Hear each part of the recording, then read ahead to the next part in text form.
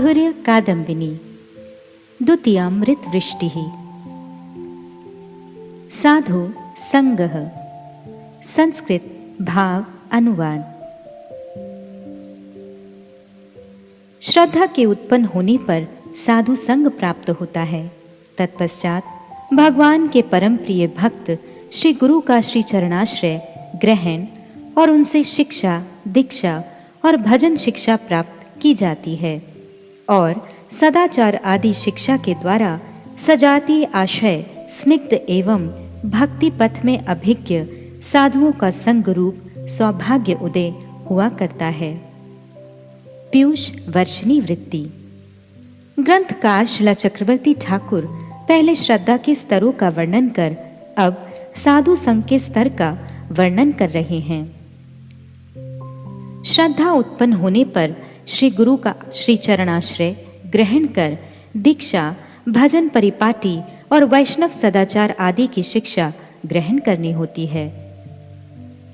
शिलाजीव गोस्वामी पाद ने भक्ति रसामृत सिंधु 1-4-15 श्लोक की टीका में लिखा है, आदौ प्रथमे साधु संग शास्त्र श्रवण द्वारा श्रद्धा तदर्थ विश्वासः ततः प्रथमानंतर द्वितीयः साधु संगो भजन रीति शिक्षा निबंधनः।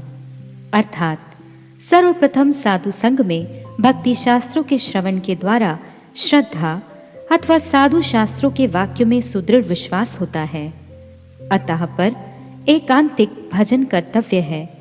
ऐसी उपलब्धि कर दूसरी बार साधु संग अर्थात सतगुरु चरणाश्रय और उनके निकट भजन परिपाटी की शिक्षा ग्रहण करनी होती है। तात्पर्य यह है कि साधु शास्त्र श्री गुरुपाद आश्रय को ही भक्ति मंदिर में प्रवेश का द्वार बतलाते हैं। शिला भक्ति विनोद ठाकुर अपने एक कीर्तन में लिखते हैं कि हरि नामेर नौका खानी श्री गुरु कंडारो, अर्थात श्री गुरुदेव ही भवसागर को पार करने के लिए कर्णधार हैं। उनके श्री चरणाश्रय के बिना इस भवसागर को पार करने और भक्ति प्राप्त करने के लिए कोई भी अन्य उपाय नहीं है। इसलिए श्रीमद् भागवत में कहा गया है, तस्मात् गुरुं प्रपद्येत जिज्ञासु श्रेय उत्तमम शाब्दे परे च निष्णातम ब्रह्मण्य उपशम आश्रयम। श्रीमद् भागवत 11:3-21। अर्थात इसलिए जो परम कल्याण को जानना चाहता है उसे गुरुदेव की शरण लेनी चाहिए। गुरुदेव ऐसे हों जो शब्द ब्रह्म श्रुति शास्त्र में पारदर्शी विद्वान हों, जिससे वे शास्त्रों का तात्पर्य यथार्थ रूप में शिष्य को समझा सकें और साथ ही पर ब्रह्म में परिनिष्ठित तत्वज्ञानी भी हों, ताकि अपने अनुभव के द्वारा प्राप्त हुई रहस्य की बातों को बतला सकें। उनका चित्त शांत हो और व्यवहार के प्रपंच में विशेष प्रवृत्त न हो। तात्पर्य यह है कि महत कृपा से जो श्रद्धा प्राप्त कर सतगुरु पदाश्रय करने के लिए इच्छुक हैं, उनको निम्नलिखित लक्षण युक्त साधु पुरुषों का चरणाश्रय ग्रहण करना आवश्यक है। 1. जो वेद और वेद के तात्पर्य ज्ञापक श्रीमद् भागवत आदि भक्ति शास्त्रों के पारदर्शी हों और जो शास्त्रीय प्रमाण और युक्ति द्वारा शिष्य के संशय को छेदन करने में समर्थ हों। 2. जिन्होंने सदृढ़ विश्वास और निष्ठा के साथ भगवान का भजन कर भगवत अनुभूति प्राप्त की है। 3. जिन्होंने भगवान की कृपा शक्ति प्राप्त कर अपरोक्ष अनुभव प्राप्त किया है तथा शिष्य के हृदय में भी शक्ति संचार करने में सक्षम है। और 4. जो काम, क्रोध, लोभ आदि के वशीभूत नहीं हैं। जिनमें ये 4 लक्षण विद्यमान हों, वे सद्गुरु पदवाच्य हो सकते हैं। दूसरी ओर गुरु के रूप में परिचय देने वाले व्यक्ति में सत्कुल में जन्म इत्यादि अनेकों गुणों के रहने पर भी यदि उपर्युक्त 4 गुण न हो तो वे गुरु के रूप में ग्रहणीय नहीं हो सकते। जय कृष्ण तत्ववेत्ता से गुरु है। श्री चैतन्य चरितामृत मध्य लीला 127। श्रीमन महाप्रभु के मुख निसृत इन वचनों से ये ज्ञात होता है कि सतगुरु को कृष्ण तत्ववेत्ता अवश्य होना चाहिए। ऐसे कृष्ण तत्व जानने वाले महापुरुष के द्वारा प्राप्त दीक्षा मंत्र ही जीवों का पुरुषार्थ या भगवत प्राप्ति का प्रथम अंकुरोन्मुख बीज है। वही दीक्षा एक दिन भगवत प्रेम फल प्रदान कर साधकों को धन्य कर सकती है। यही दीक्षा का तात्पर्य है। श्रील रूप गोस्वामी पाद ने दीक्षा के संबंध में कहा है, गुरु पाद आश्रयस्त तस्मात् कृष्ण दीक्षादि शिक्षणम विश्रम्भेण गुरु सेवा। अर्थात श्री गुरु पद आश्रय, दूसरा उनसे श्री कृष्ण मंत्र में दीक्षा ग्रहण पूर्वक भागवत धर्मादि की शिक्षा एवं तीसरा विश्वास पूर्वक गुरुदेव की सेवा, इन तीन अंगों से गुरु पद आश्रय संपन्न हुआ करता है। श्रील कविराज गोस्वामी पाद ने भी लिखा है, गुरु पाद आश्रय दीक्षा गुरु सेवन। श्री चैतन्य चरितामृत मध्य लीला 22:112। तात्पर्य यह है कि दीक्षा मंत्र ग्रहण से पूर्व श्री गुरु के समीप वास कर तन मन वचन के द्वारा गुरु को प्रसन्न करना कर्तव्य है। इसी को गुरु पसत्ति कहते हैं। इसमें गुरु और शिष्य परस्पर के स्वभाव और लक्षण आदि की परीक्षा कर सकते हैं। इसके अतिरिक्त इसका एक महामूल्यवान फल यह होता है कि वैसी निष्कपट सेवा के द्वारा संतुष्ट परम कृपाद्र श्री गुरुपाद पद्म से यथार्थ दीक्षा प्राप्त होती है। यह शिष्यों के लिए परम पुरुषार्थ है। ऐसा नहीं होने पर गुरु और शिष्य दोनों का ही भजन पथ में विघ्न अवश्यम भावी है। गुरु वैष्णव भाव रहित होने पर शिष्य की भजन सिद्धि नहीं होती और शिष्य अनुगत्य विहीन होने पर गुरु के भजन में भी विघ्न अवश्यम भावी है। शास्त्र कहते हैं, दिव्यम ज्ञानम यतो दद्यात् कुर्यात् पापस्य संक्षयम् तस्मात् दीक्षेति सा प्रोक्ता देशिकैस्तत्व को विदेह। हरि भक्ति विलास 5वां विलास 3 संख्यादृत विष्णु यमल वाक्य। अर्थात जो अनुष्ठान दिव्य ज्ञान अर्थात संबंध ज्ञान प्रदान करता है एवं पाप बीज और अविद्या का जड़ के साथ विनाश करता है, उस अनुष्ठान को भगवत तत्वविद पंडितगण दीक्षा के नाम से पुकारते हैं। श्रीमन महाप्रभु ने भी कहा है, दीक्षा काले भक्त करे आत्मसमर्पण, सेई काले कृष्ण तारे करे आत्मसम, सेई देह करे तार चिदानंदमय, अप्राकृत देहे तार चरण भजे। श्री चैतन्य चरितामृत आदि लीला 4:192-93। दीक्षा ग्रहण के पश्चात सतगुरु के निकट भजन रीति, भगवत धर्म और वैष्णव सदाचार इत्यादि की शिक्षा हुआ करती है। अतः पर विश्वास के साथ गुरु सेवा करनी पड़ती है। दीक्षा से पूर्व गुरुदेव की सेवा मुख्य फल गुरु कृपा रूप मंत्र दीक्षा लाभ करना है और दीक्षा के पश्चात सेवा का फल साधन पथ में निर्विघ्न होना और शीघ्र ही प्रेम भक्ति प्राप्त कर कृतार्थ होना है। श्रील रूप गोस्वामी पाद ने विश्रम्भेण गुरु सेवा कहा है। वह विश्रम्भ या विश्वास क्या है? श्रील विश्वनाथ चक्रवर्ती ठाकुर ने श्रीमद् भागवत 4:28-34 श्लोक की सारार्थ दर्शनी टीका में गुरु सेवा के विषय में लिखा है, जिसका अर्थ है, जिस प्रकार पतिव्रता रमणी पति की सेवा में मग्न होकर पुत्र आदि की भी अपेक्षा नहीं करती, उसी प्रकार एकमात्र गुरु सेवा के द्वारा अनायास ही सब प्रकार के साध्यों की सिद्धि के लिए गुरु सेवानिष्ठ शिष्य श्रवण कीर्तन आदि की भी अपेक्षा नहीं करेंगे। पतिव्रता रमणी जिस प्रकार भोग और ग्रह की अपेक्षा नहीं रखती, गुरु सेवा में प्रवृत्त शिष्य उसी प्रकार श्रवण कीर्तन आदि के प्रेमानंद और तद उचित भजन उपयोगी निर्जन स्थान आदि की भी अपेक्षा नहीं रखेंगे। वेदों में गुरु सेवा की ही सर्वाधिक प्रशंसा की गई है। श्री नरोत्तम ठाकुर ने भी लिखा है, श्री गुरु चरणे रति सेई से उत्तमा गति, ये प्रसादे पूरे सर्व आशा। श्रीमद जीव गोस्वामी पाद ने भी भक्ति संदर्भ में लिखा है, जिसका अर्थ है, यद्यपि एकमात्र शरणापत्ति के द्वारा सर्व सिद्धि होती है, तथापि भगवत भजन रस पाने के लिए विशेष इच्छुक व्यक्ति यदि समर्थ हो तो वह भगवत शास्त्रों का उपदेश करने वाले शिक्षा गुरु अथवा भगवान मंत्र के उपदेशक दीक्षा गुरु की विशेष रूप से नित्य सेवा करेंगे। क्योंकि बहुत चेष्टा करने पर भी जिन अनर्थों से छुटकारा प्राप्त नहीं होता, उन अनर्थों के विनष्ट करने और श्री भगवान को सुप्रसन्न करने के विषय में गुरु की प्रसन्नता ही मूल कारण है।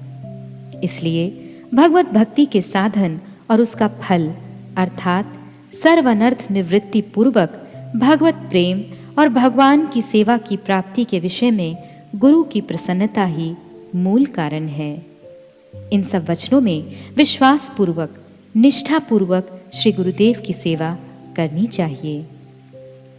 इस प्रकार सद्गुरु के श्री चरणों का आश्रय करने के पश्चात श्री गुरु के समीप वैष्णव सदाचार आदि की शिक्षा होती है तथा सजातीय आशय स्निग्ध और भक्ति पथ में अभिज्ञ महत् पुरुषों का संगरूप सौभाग्य उदय होता है। भक्ति साधक के लिए श्री गुरु चरणाश्रय के पश्चात महाभागवत श्री वैष्णवों का संग एकांत आवश्यक है, जिनका आदर्श देखकर भक्ति जीवन का गठन किया जा सकता है। ऐसे महाभागवत सद वैष्णवों का संग और उनकी सेवा से ही साधकों के भजन अनुराग की प्रबलता होती है। श्री रूप गोस्वामी ने लिखा है, सजातीय आशय स्निग्ध साधो संग स्वतो वरे। भक्ति साधन में ऐश्वर्य माधुर्य आदि एवं दास्य सख्य आदि भावों के नाना प्रकार के विभाग रहने से साधक जिस जातीय भजन का अनुष्ठान करता है, उसी समजातीय भक्ति वासना वाले साधु का संग ही भजन में अग्रसर कराता है। अपने से श्रेष्ठ भजन अभिज्ञ एवं परम कृपालु स्निग्ध कोमल स्वभाव वाले सतत स्नेहशील साधुओं का संग ही करना चाहिए। इस प्रकार साधु के संग में भजन करना ही महासौभाग्य का परिचायक है, क्योंकि ऐसे महतों का दर्शन स्पर्शन संभाषण आदि और भगवत प्रसंग में संग आदि के द्वारा साधक के हृदय में साधन भक्ति भाव और भक्ति रस शीघ्र ही संचारित होकर साधक को कृतार्थ कर देते हैं। इसलिए श्री गुरुदेव भी साधकों को ऐसा संग प्राप्त कर धन्य होने के लिए उपदेश किया करेंगे। भजन क्रिया संस्कृत भाव अनुवाद। इसके पश्चात भजन क्रिया का वर्णन कर रहे हैं। भजन क्रिया दो प्रकार की होती है, अनिष्ठिता और निष्ठिता। पहले अनिष्ठिता भजन क्रिया को बतला रहे हैं। अनिष्ठिता भजन क्रिया क्रमशः उत्साहमयी, घन तरला, व्यूढ़ विकल्पा, विषय संग्रह, नियमाक्षमा और तरंग रंगनी 6 प्रकार की होती है। ये अपने आधार स्वरूप भक्तों में अपने अपने लक्षणों को प्रकाशित करती है। पीयूष वर्षिणी वृत्ति। सद्गुरु चरणाश्रय और सजातीय आशय स्निग्ध भक्तों का संग होने पर साधक की भजन क्रिया आरंभ होती है। साधन क्रिया कहने से श्री गुरु के द्वारा कहे गए श्रवण कीर्तन स्मरण अर्चन आदि 9 प्रकार के भक्ति के अनुष्ठान को समझना चाहिए। श्रीमन महाप्रभु ने श्री सनातन गोस्वामी से कहा है, भजनेर मध्य श्रेष्ठ नव विदा भक्ति, कृष्ण प्रेम कृष्ण दिते धरे महाशक्ति, तार मध्य सर्वश्रेष्ठ नाम संकीर्तन, निरअपराधे नाम लैले पाई प्रेम धन। श्री चैतन्य चरितामृत आदि लीला 4:70-71। अर्थात भजन के अनेक प्रकार के भेद रहने पर भी श्रीमद् भागवत में उल्लिखित श्रवण, कीर्तन आदि नवविधा भक्ति का अनुष्ठान श्रेष्ठ है, क्योंकि यह नवविधा भक्ति श्री कृष्ण प्रेम और श्री कृष्ण सेवा दान करने में महाशक्ति धारण करती है। पुनः नवदा भक्ति में भी नाम संकीर्तन सर्वश्रेष्ठ भजनांग है, क्योंकि नाम नामी अभिन्न होने पर निरअपराध होकर नाम संकीर्तन से साधक सहसा प्रेम प्राप्त कर सकता है। इन सब अंगों का अनुष्ठान करना ही भजन क्रिया है। यह भजन क्रिया दो प्रकार की होती है, अनिष्ठिता और निष्ठिता। निष्ठिता भजन क्रिया में किसी प्रकार की शिथिलता या भजन च्युति की संभावना नहीं होती, किंतु अनिष्ठिता भजन क्रिया में भजन की शिथिलता का अवकाश रहता है। यह अनिष्ठिता भजन क्रिया क्रमशः उत्साहमयी, घन तरला, व्यूढ़ विकल्पा, विषय संग्रह, नियमाक्षमा और तरंग रंगिनी 6 प्रकार की होती है। अनिष्ठिता भजन दशा में भक्त के चित्त और मन में क्रमशः उल्लिखित 6 प्रकार की दशाएं उदय होकर अपने आधार भक्तों में अपने लक्षण को प्रकाश कर भक्त अनिष्ठिता दशा के कौन कौन से स्तर में है यह बोध करा देती है। श्री ग्रंथकार महोदय स्वयं इसके बाद इन 6 प्रकार की दशाओं का दृष्टांत के साथ विशद रूप से वर्णन कर रहे हैं। उत्साहमयी भजन क्रिया। संस्कृत भाव अनुवाद। पहले उत्साहमयी दशा का वर्णन कर रहे हैं। छात्र जब सर्वप्रथम शास्त्र अध्ययन आरंभ करता है तो वह मन ही मन में ऐसे मानने लगता है कि मुझ में समस्त लोगों के द्वारा प्रशंसनीय पांडित्य उत्पन्न हो गया है। ऐसा मान लेने से साधक के हृदय में एक सामयिक उद्यम या उत्साह उत्पन्न होकर मानो आरंभ किए हुए अध्ययन के विषय में उसमें अत्यंत अभिनिवेश का संचार हो जाता है। उसी प्रकार भक्ति मार्ग में प्रवेश करने मात्र से भक्ति में उत्साहमयी चेष्टाएं देखी जाती हैं। इसलिए इस अवस्था को उत्साहमयी भजन क्रिया कहा जाता है। पीयूष वर्षिणी वृत्ति। ग्रंथकार शिला चक्रवर्ती महोदय दीक्षा के पश्चात ही भजन में सर्वप्रथम तत्पर होने वाले साधक की प्रारंभिक कौतूहलमयी सामयिक मानस दशा का वर्णन कर रहे हैं। जैसे पाठ आरंभ काल में छात्र मन ही मन ये सोचता है कि मैं सबके लिए प्रशंसनीय पंडित हो गया हूँ, इस प्रकार नवीन उत्साह के साथ विद्या पाठ में उसका उद्यम देखा जाता है। जिस प्रकार उत्साह के साथ उस विषय में उसका उद्यम देखा जाता है, उसी प्रकार भजन के आरंभ काल में भी पहले पहले तत्पर साधकों के हृदय में भी यह भावना उत्पन्न होती है कि मैं सबके लिए प्रशंसनीय भक्त और भजनशील हो गया हूँ। उस नवीन साधक में कौतूहल के साथ भजन में सामयिक नवीन उत्साह देखा जाता है। इस दशा का नाम उत्साहमयी अनिष्ठिता भजन क्रिया है। घन तरला। संस्कृत भाव अनुवाद। तदनंतर घन तरला की दशा का वर्णन कर रहे हैं। जैसे नवीन छात्र का शास्त्र अभ्यास या अध्ययन कभी गाढ़ा और कभी उस पाठ में प्रवेश न होने के कारण या पढ़ने में रस न आने के कारण अध्ययन के उद्यम में शिथिलता आ जाती है, उसी प्रकार भक्ति अंग के सम्यक निर्वाह होने पर भक्ति की भजन क्रिया में गाढ़ता दिखती है और कभी उसका निर्वाह न होने पर भजन क्रिया में शिथिलता आ जाती है। इसलिए इस अवस्था को घन तरला कहा जाता है। पीयूष वर्षिणी वृत्ति। पहले भक्ति साधकों के भजन में उत्साह और उद्यम की बात कही गई है। वह स्थायी नहीं होती, क्योंकि उस समय भक्ति साधकों के हृदय में अनर्थ भरा रहता है। इसलिए वह केवल प्रारंभिक कौतूहल मात्र है। इसी का छात्रों के शास्त्र अध्ययन के साथ दृष्टांत दिया गया है। जिस प्रकार नवीन छात्र मन ही मन ऐसा समझता है कि मैं पंडित हो गया हूँ और उससे अध्ययन में उसका विशेष अभिनिवेश देखा जाता है। परंतु अध्ययन का विषय कठिन होने पर, समझने में असमर्थ रहने पर उसके उद्यम में शिथिलता आ जाती है। और कभी कभी शास्त्रार्थ का मर्म समझ में आने पर आनंद होता है।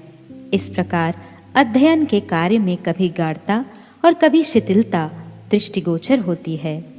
भक्तों के भक्ति साधन में भी उसी प्रकार जब नवीन साधक भजन क्रिया में रस अनुभव करते हैं और भजन के अंगों का ठीक ठीक निर्वाह हो जाता है, तब भजन क्रिया की गाढ़ता और विघ्न उदय होने पर या भजन क्रिया का ठीक से निर्वाह नहीं होने पर भजन में उनकी शिथिलता देखी जाती है। इस प्रकार भजन क्रिया में कभी गाढ़ता या अभिनिवेश और कभी तरलता या शिथिलता होती रहती है। इसलिए इस दशा का नाम घन तरला है। व्यूढ़ विकल्पा के अंतर्गत वर्णित वैराग्य से उत्पन्न भक्ति नहीं, बल्कि भक्ति से उत्पन्न वैराग्य ही शुद्ध। संस्कृत भाव अनुवाद। तदनंतर व्यूढ़ विकल्पा अनिष्ठिता भक्ति की बात बतलाई जा रही है।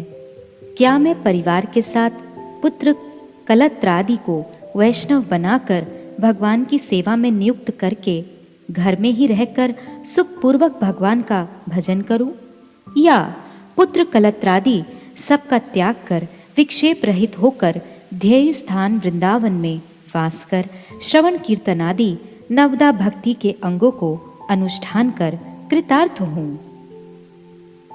यदि संसार त्याग करना भी है तो विषय भोग कर इन विषयों के कष्ट दायकत्व को भली भांति अनुभव कर अंतिम दशा में ही इसका त्याग करूं, या इसी क्षण त्याग करना समुचित है। पुनः किंतु शास्त्रों में ऐसा देखा जाता है कि अपनी स्त्री को तृणों से ढके हुए कुएं की तरह मृत्यु रूप में जानना चाहिए। इस दृष्टि से गृहस्थ आश्रम को विश्वास योग्य ना जानकर सहज में ना त्याग जाने वाले स्त्री पुत्रों को त्याग देना चाहिए। पुनः ये भी इसी श्लोक में कहा गया है कि युवा अवस्था में ही संसार का मलवत त्याग कर दिया, इसलिए शीघ्र ही संसार त्याग करना ही उचित है। किंतु दूसरे विचार से पुत्र परिवार आदि संसार का शीघ्र ही त्याग करना उचित नहीं है, क्योंकि मेरे माता पिता दोनों ही वृद्ध हैं तथा इस शास्त्र उक्ति से जो अतृप्त अवस्था में संसार त्याग कर उसी की चिंता करते करते मरते हैं, वे अत्यंत भयंकर अंधकारमय लोक में गमन करते हैं। इस भगवान कथित वचन के द्वारा संसार त्याग का मेरा संकल्प अभी दृढ़ नहीं हुआ है। श्री भगवान के इस वचन से भजनकारी का संसार त्याग करने का संकल्प कमजोर पड़ जाता है और विचार करता है,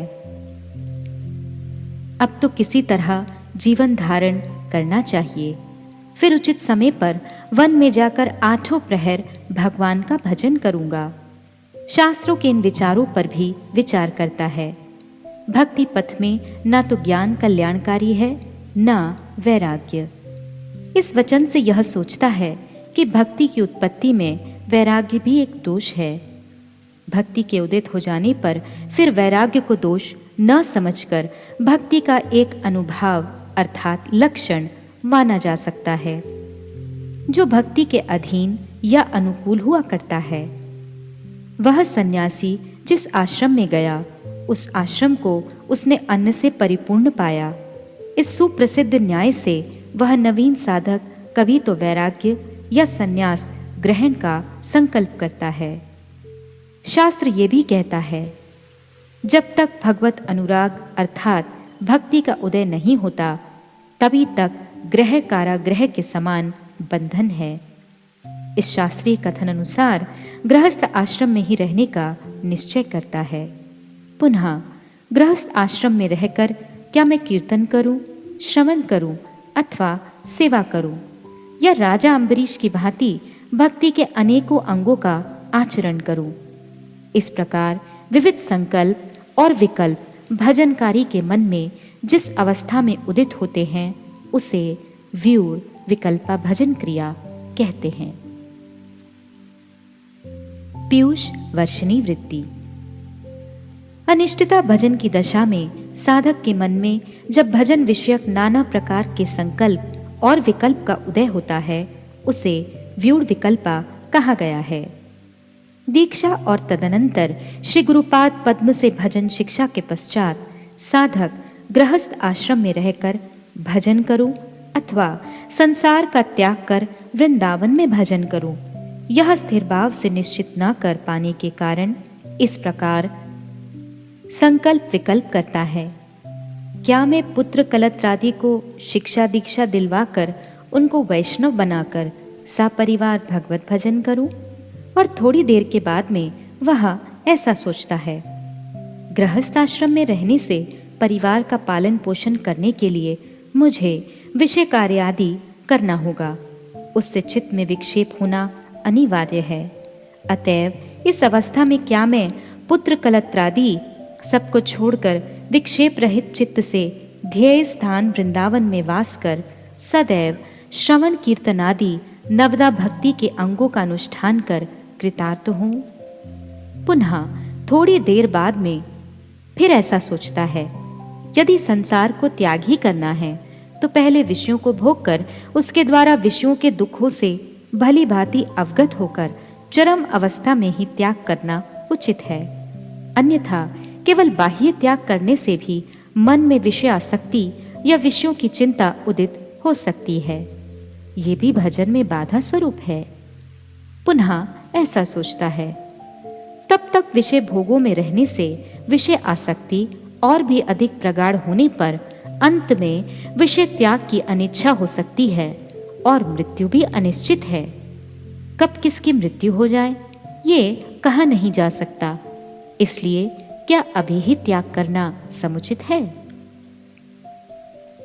जब तक अनुराग का वेग कमजोर रहता है तब तक कृष्ण भजन में शास्त्र वचन आदि विचारों की अपेक्षा रहती है।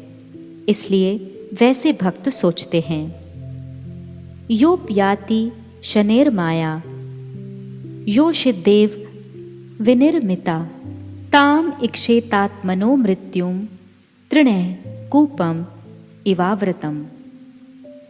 श्री कपिल देव कह रहे हैं, हे माता, भगवान की रची हुई ये जो स्त्री रूपिणी माया धीरे धीरे सेवा आदि के बहाने पास आती है, इसे तिनकों से ढके हुए कुएं की भांति अपनी मृत्यु ही समझें। अतएव गृहस्थ आश्रम का विश्वास न कर शीघ्र ही इसका त्याग करना ही उचित है। पुनः मन में ऐसा विकल्प उत्पन्न होता है, इसका यौवन काल में त्याग न कर प्रौढ़ दशा में ही त्याग करना क्या उचित है? यह चिंता करते ही साधक के सम्मुख श्रीमद् भागवत की यह वाणी उपस्थित होती है। यो दुस्त्यजान दार सुतान सुहृद राज्यम हृदि स्पर्शः जहो युवेव मलवद उत्तम श्लोक लालसः। श्रीमद् भागवत 5:14-43। महाराज भरत ने दुस्तज स्त्री, पुत्र, स्वजन, संपत्ति और राज्य आदि जिसके लिए बड़े बड़े देवता लालायित रहते हैं, उस दुर्लभ भोग संपत्ति की भी लेश मात्र इच्छा नहीं की। ये सब उनके लिए उचित ही था, क्योंकि जिन महापुरुषों का चित्त भगवान श्री मधुसूदन की सेवा में अनुरक्त हो गया है, उनकी दृष्टि में मोक्ष पद भी अत्यंत तुच्छ है। अतएव साधक सोचता है, इसी क्षण गृहस्थ आश्रम का त्याग करना ही उचित है। पुनः मन में सोचता है, अहो में पितरौ वृद्धौ भार्या बालात्मजा आत्मजः अनाथा मामृते दीनः कथम जीवन्ति दुखितः। श्रीमद् भागवत 11:17-57। अर्थात, हाय हाय, मेरे माँ बाप बूढ़े हो गए हैं, बाल बच्चे अभी छोटे छोटे हैं, मेरे ना रहने पर ये दीन, अनाथ और दुखी हो जाएंगे, फिर इनका जीवन कैसे रहेगा? अतएव माता पिता के मृत्यु के बाद ही, बच्चों के बड़े हो जाने पर ही संसार का त्याग करना उचित है। पुनः विषय भोग की अतृप्त दशा में देह त्याग करने से मानव की दुर्गति की बात जानी जाती है। एवं ग्रहाशया क्षिप्त हृदयो मूढ़ धीरयम अतृप्तस्तान अनुध्यायन मृतो अंधम विशते तमः। श्रीमद्भागवत 11:17-58। इस प्रकार घर गृहस्थी की वासना से जिसका चित्त विक्षिप्त हो रहा है, वह मूढ़ बुद्धि पुरुष विषय भोगों से कभी तृप्त नहीं होता। उन्हीं में उलझकर अपना जीवन खाक कर बैठता है और मरकर घोर तमोमय नरक में जाता है। उद्धव के प्रति श्री कृष्ण की इस उक्ति के अनुसार संसार त्याग के लिए मेरा संकल्प अभी उतना दृढ़ नहीं है। अतएव कभी गृहस्थाश्रम में ही रहकर केवल प्राण धारण की वृत्ति का अवलंबन कर संसार में रहूं, पीछे यथा समय वन में प्रवेश कर या ध्येय स्थान वृंदावन में निवास कर अष्टप्रहर श्री कृष्ण भजन में काल यापन करूंगा।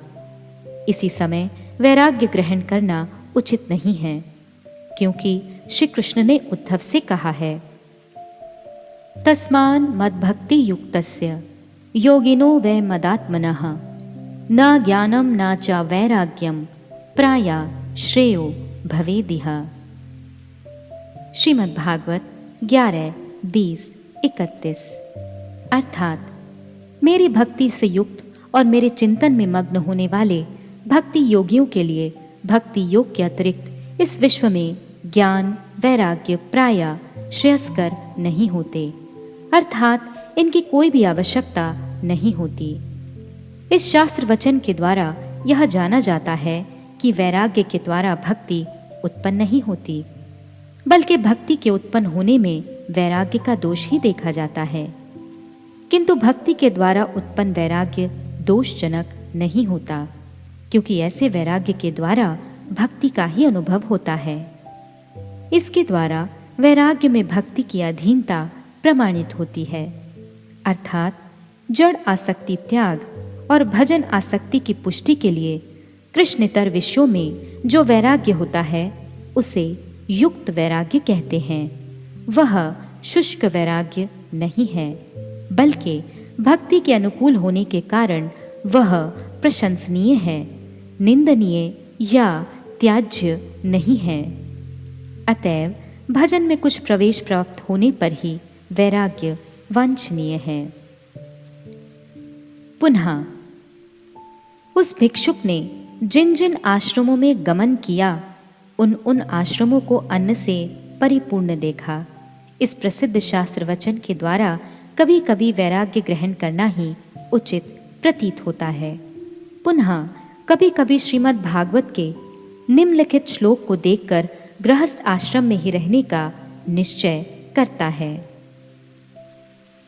तावद रागा दयास्तेनास तावद कारागृहम गृहम तावान मोहो अंघ्रि निगड़ो यावत कृष्ण नाते जनः। श्रीमद्भागवत 10:14-36। अर्थात हे श्याम सुंदर, जब तक जीव तुम्हारे श्री चरणों का आश्रय ग्रहण नहीं करता, तभी तक राग द्वेष चोरों की भांति उसका सर्वस्व अपहरण करते रहते हैं। गृह कारागार की भांति उसके बंधन का कारण होता है और तभी तक मोह उसके पैरों को बेड़ियों की भांति जकड़े रखता है। अतः गृहस्थ आश्रम में रहना ही उचित और कल्याणजनक है। इस प्रकार कभी श्रवण कीर्तन आदि भजन के अंगों के विषय में भी नाना प्रकार के संकल्प विकल्प उठते रहते हैं। कभी कभी सोचते हैं कि शास्त्रों में नाम संकीर्तन का प्रचुर फल सुना जाता है, इसलिए मैं कीर्तनांग भक्ति का अवलंबन कर कृतार्थ होऊंगा। और कभी कभी इस प्रकार शास्त्रों में श्रवणांग की प्रचुर महिमा देखकर श्रवणांग भक्ति का, कभी अर्चनांग की महिमा देखकर उसकी ओर झुकने की चेष्टा करते हैं। कभी कभी अम्बरीश महाराज की भांति भक्ति के अनेक अंगों का पालन करने की बात सोचते हैं। भजन क्रिया में इस प्रकार नाना प्रकार के संकल्प विकल्प उठने से उसे व्यूढ़ विकल्पा कहा गया है। विषय संग्रह। संस्कृत भाव अनुवाद। अनंतर विषय संग्रह का वर्णन किया जा रहा है। शास्त्रों में कहा गया है कि जिनका चित्त विषय भोगों में लिप्त हो रहा है उनके लिए भगवान श्री कृष्ण की भक्ति प्राप्त होना अति कठिन और दूर की वस्तु है। जो वस्तु पश्चिम दिशा में रखी हुई है, क्या उसे पूर्व में जाने वाला व्यक्ति प्राप्त कर सकता है? अर्थात पूर्वगामी व्यक्ति को कभी भी पश्चिम में रखी हुई वस्तु प्राप्त नहीं हो सकती। इस शास्त्र वचन को देख करके भजनकारी भक्त सोचता है, ये सब विषय भोग मुझे बलपूर्वक अपनी अपनी ओर खींच रहे हैं और मेरी भजन आसक्ति को शिथिल कर रहे हैं। इसलिए मैं समस्त विषयों को त्याग कर हरि नाम का आश्रय ग्रहण करूंगा। ऐसा सोचने पर भी, विषयों का त्याग करने पर भी बरबस उनका भोग हो जाता है। जैसे कहा गया है कि परित्याग करने पर भी असमर्थ होकर वह अनेक कामनाओं का घृणा के साथ भोग करता है। श्री भगवान के कथित इस शास्त्र वचन को उदाहरण मानकर वह उन विषयों के साथ जिनको पहले वह भोगता रहा है संगर अर्थात युद्ध करता रहता है। कभी तो वह विषयों पर विजय पा लेता है और कभी स्वयं उससे पराजित हो जाता है।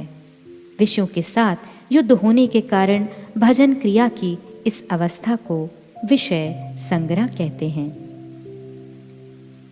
पीयूष वर्षिणी वृत्ति।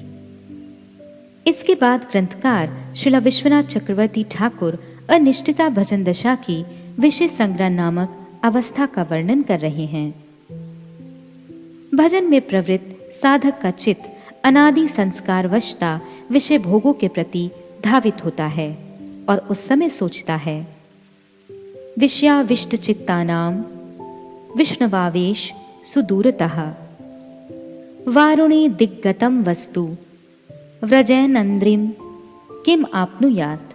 अर्थात विषयाविष्ट चित्त व्यक्ति के लिए श्री कृष्ण में मनो अभिनिवेश करना अत्यंत कठिन और दूर की बात है। जिस प्रकार पूर्वगामी व्यक्ति को कभी भी पश्चिम में रखी हुई वस्तु प्राप्त नहीं हो सकती है।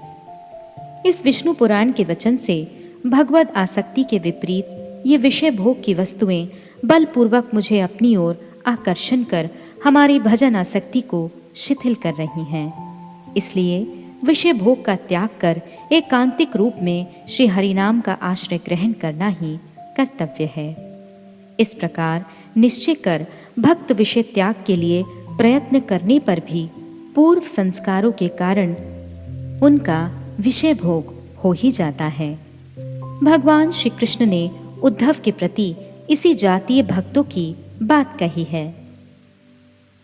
जात श्रद्धो मत कथासु निर्विण्णा सर्व कर्मसु वे दुखात्मकान कामान परित्यागे अप अनीश्वरः ततो भजेत माम प्रीतः श्रद्धालुर दृढ़ निश्चया जुष्माणश्च तान कामान दुखोत्कांश्च गर्हयन्। श्रीमद् भागवत 11, 20, 27 एवं 28।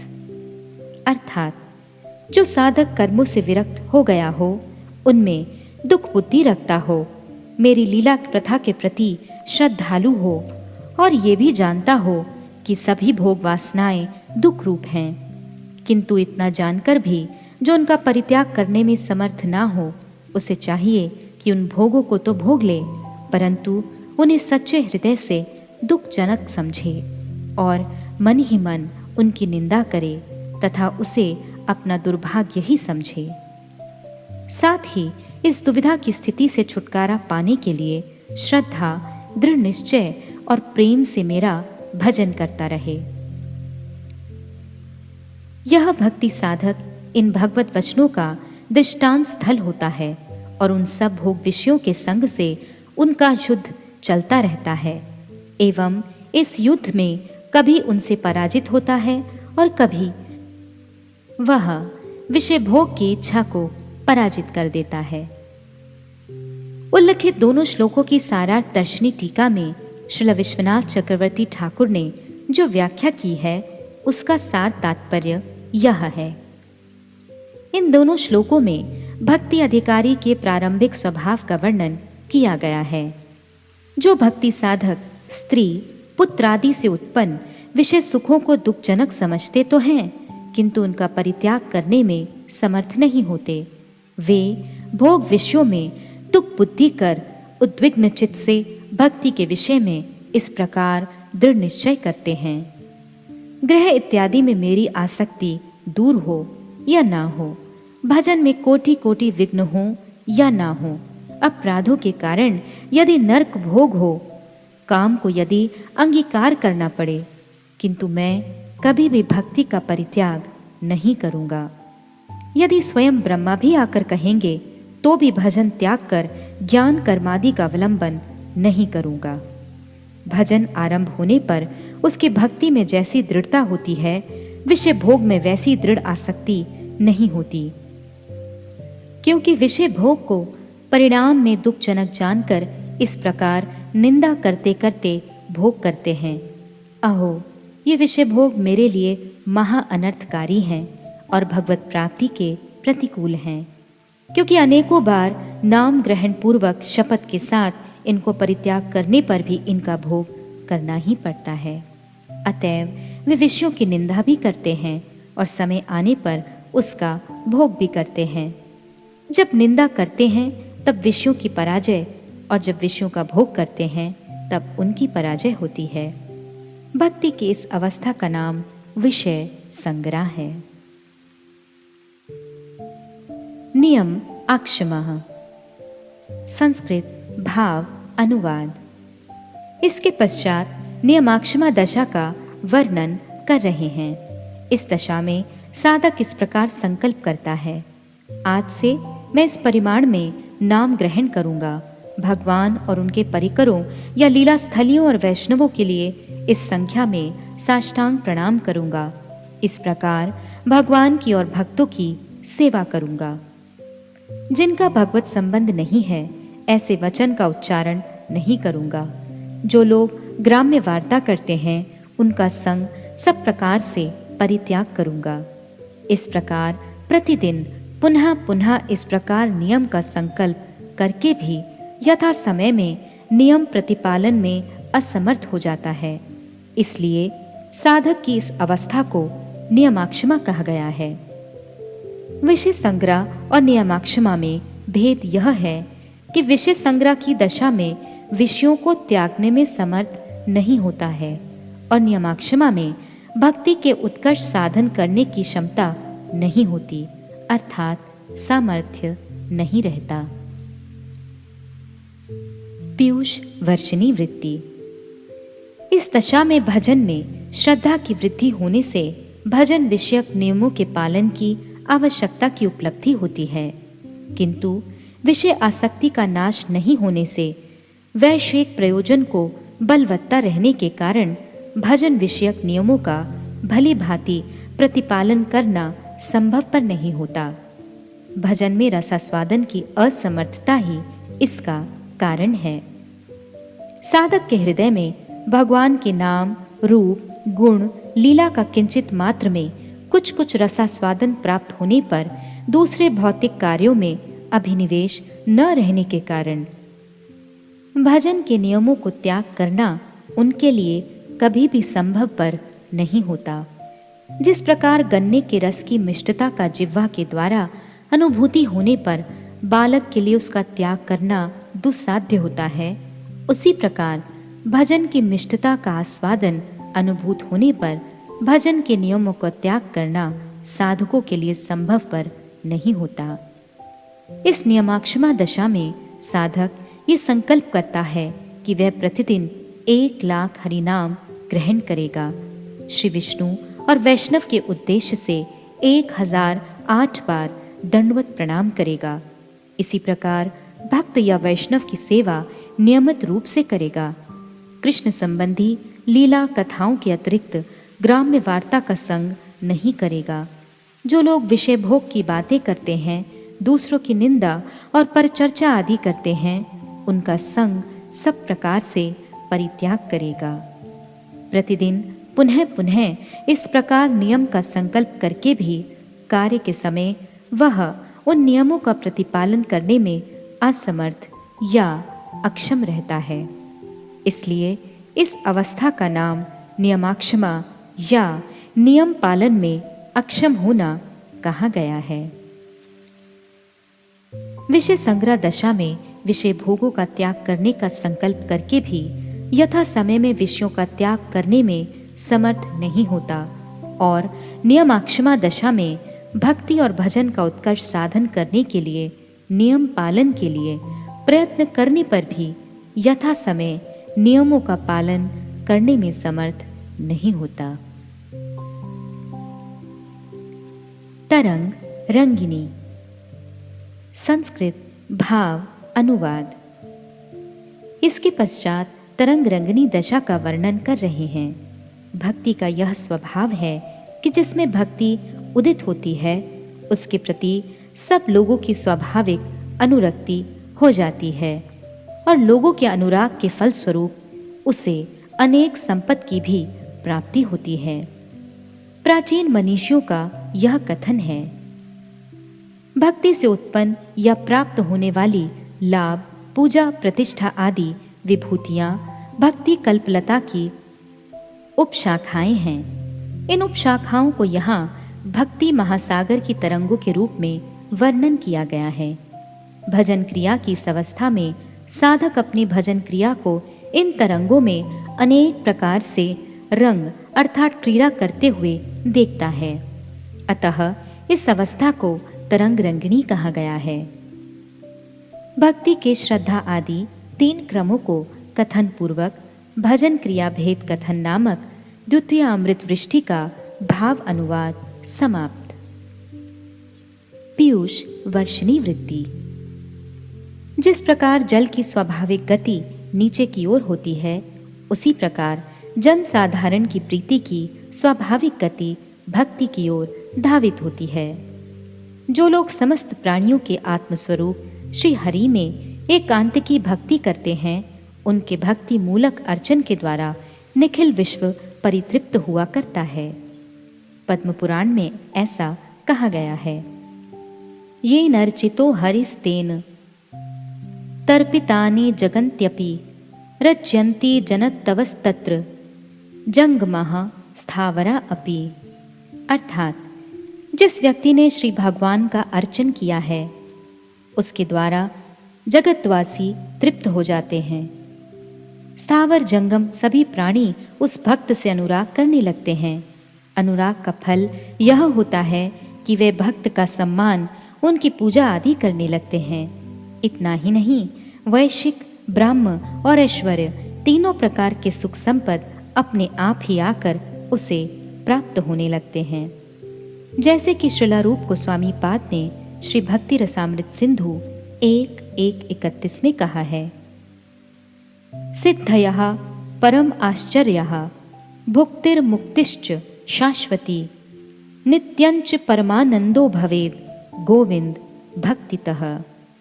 अणिमा आदि परम आश्चर्यमयी सिद्धियां अथवा भुक्ति अर्थात विषय सुख, मुक्ति अर्थात ब्राह्म सुख तथा नित्य परमानंद भी श्री गोविंद में भक्ति करने वाले भक्तों को अनायास ही प्राप्त हो जाता है। किंतु शुद्ध भक्त श्री कृष्ण की प्रेम सेवा को छोड़कर लाभ, पूजा, प्रतिष्ठा, भुक्ति, मुक्ति, सिद्धि, सुख कुछ भी नहीं चाहते, क्योंकि ये सब भक्ति विरोधी हैं। लाभ, पूजा, प्रतिष्ठा को भक्ति लता की उपशाखा कहा गया है। ये साधकों के श्रवण कीर्तनादि रूप जल के द्वारा सिंचित होकर स्वयं परिपुष्ट हो जाते हैं और भक्ति कल्पलता को ढककर उसको स्तंभित कर देते हैं, उसे बढ़ने नहीं देते। इसलिए साधकों को इन उपशाखाओं का पहले ही छेदन कर देना कर्तव्य है। श्रीमन महाप्रभु ने श्री रूप शिक्षा में कहा है, किंतु यदि लतार संगे उठे उपशाखा भुक्ति मुक्ति वांछा जत असंख्य तार लेखा निषिद्ध आचार कोटि नाटी जीव हिंसन लाभ पूजा प्रतिष्ठा आदि जत उपशाखा गण। सेक जल पाइया उपशाखा वाड़ी आए, स्तब्ध हैया मूल शाखा बाड़ीते न पाए। प्रथमेय उपशाखार करिए छेदन, तबे मूल शाखा वाड़ी जाए वृंदावन।